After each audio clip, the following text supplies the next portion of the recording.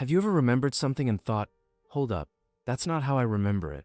Same moment, same people, but your brain is telling a slightly different story. Yeah, that's not you being crazy. That's your brain replacing memories. Here's the truth nobody really talks about. We don't remember life as it happened. We remember life as our mind needed it to happen.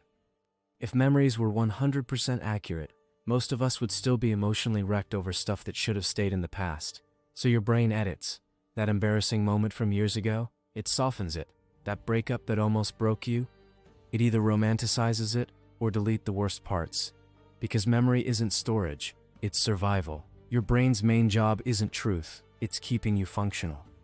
That's why two people can live the same moment and remember it completely differently. One remembers pain, the other remembers growth. Same event, different version. And let's be real, we do this constantly.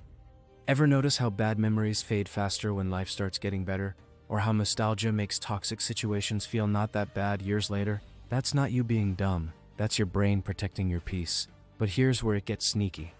We don't just replace painful memories, we replace empty ones too. When something ends, a relationship, a friendship, a whole phase of life, your brain hates blank spaces, so it fills them in.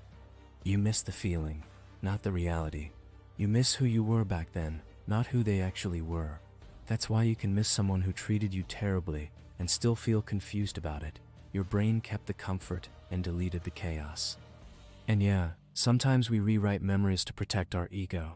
We remember ourselves as doing our best, as not knowing any better, because facing the full truth would sting way more.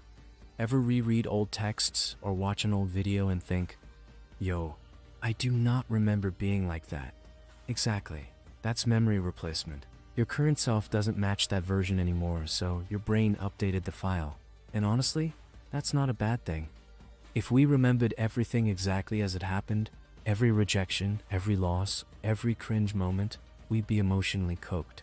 So we blur, we soft it, we rewrite. But here's the balance.